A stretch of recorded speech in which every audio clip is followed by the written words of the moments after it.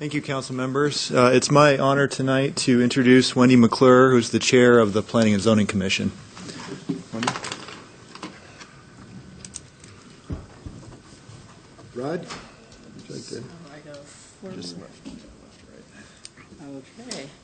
Okay. Good evening, lady and gentlemen of the council. I'm going to speak about our achievements during the year of 2015 and ongoing work as well for the Planning and Zoning Commission. First of all, membership. We gained 2 members this year. First, Rob Parrish, and most recently, Dennis Wilson. And I want to say at this time, one person who's not on this list is Mike Ray, who is our staff liaison. And when I first came on the commission, Bill Belknap was our liaison, and he was fantastic. And I thought, how could anybody ever live up to what Bill did? And he trained Mike well. He's just a fabulous support for our commission. So, okay, so our 2015 projects.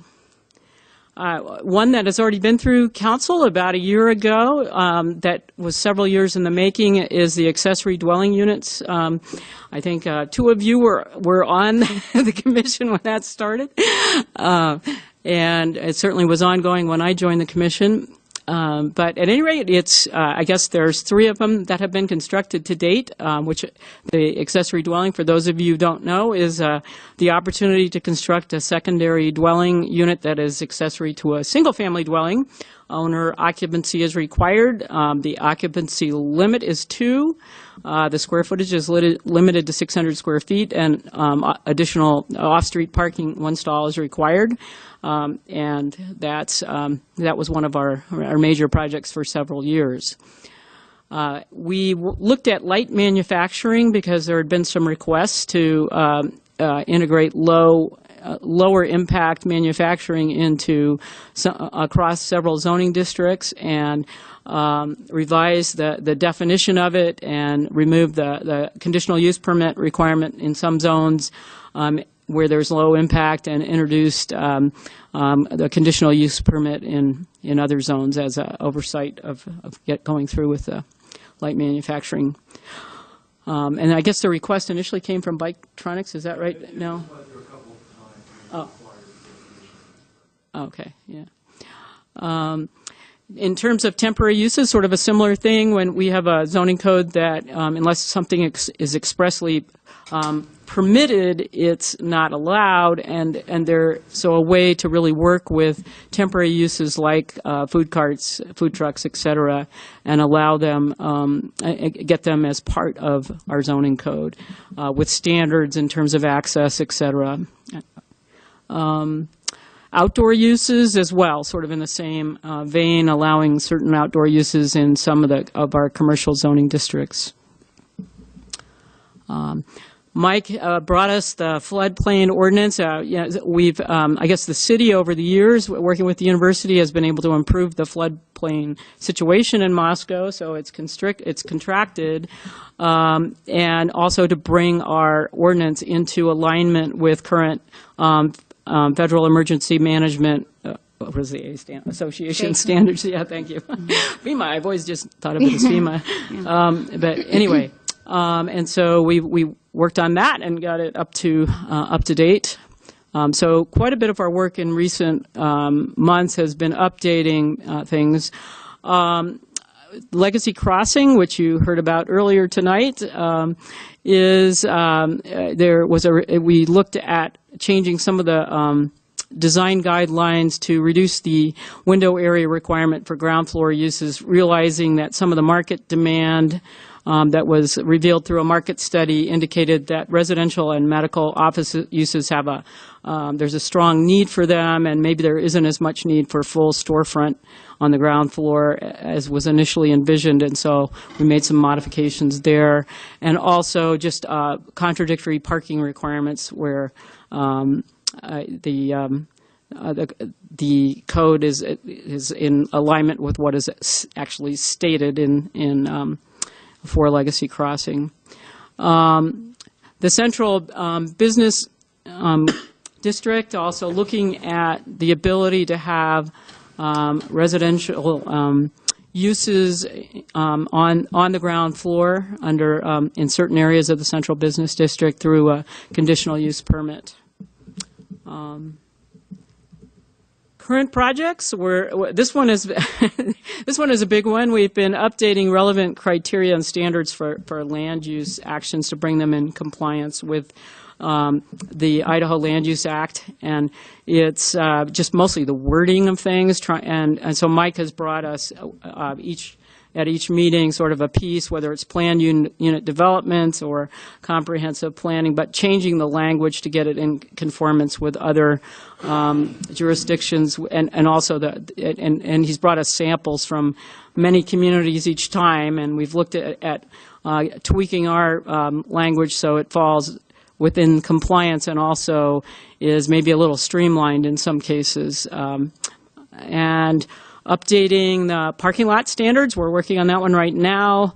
Revising the existing street tree program for new subdivisions, and creating a use table in the zoning code. So these are ongoing right now.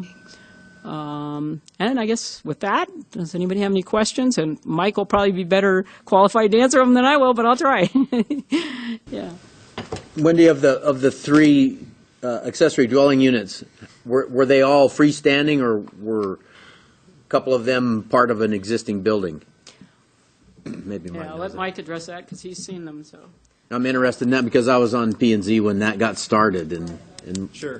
Yeah, we have one that's actually being constructed or converted. There used to be it was a garage, and now they're converting that into some livable space on one portion, and there's going to still be a garage bay on one side. And then the other two were internal to a home.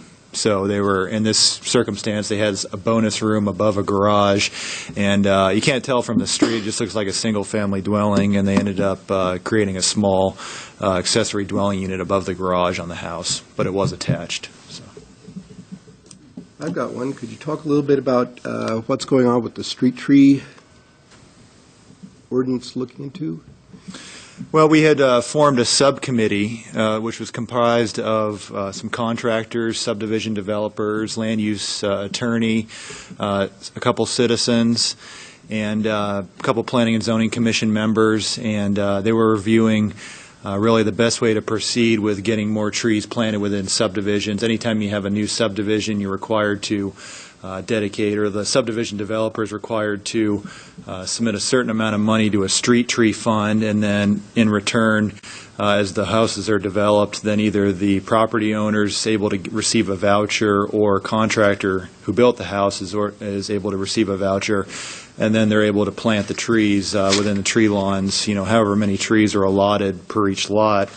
And we were seeing, varying degrees of trees getting planted in subdivisions. Sometimes you had full build out, and there was only 50% of the funds in the street tree fund for that particular subdivision that ended up being utilized.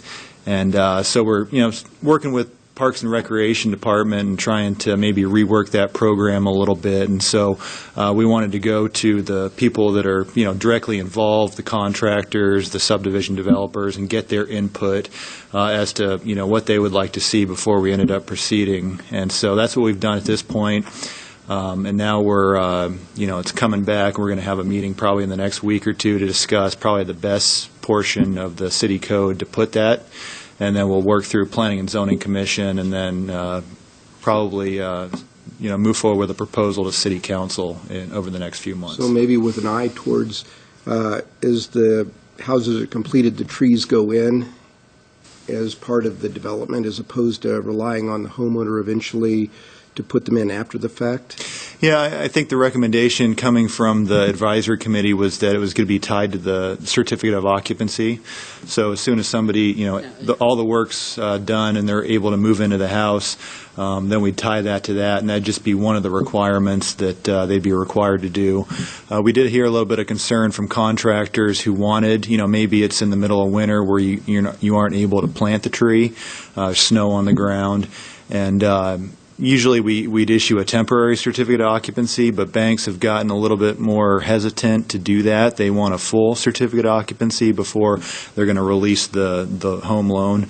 And so in those circumstances, we're looking at the contractor being able to have a deposit. So they'd come in, typically for improvements, they're required to submit some type of security or deposit, and we just handle it in that fashion. So, maybe it's $400, and 3-4 months away, they're able to plant the tree, and then they can recoup the security. Or if they never do it, then the city has that money to go out and hire somebody to do it themselves, and thus we get the 100% tree planted in subdivisions. So. Cool.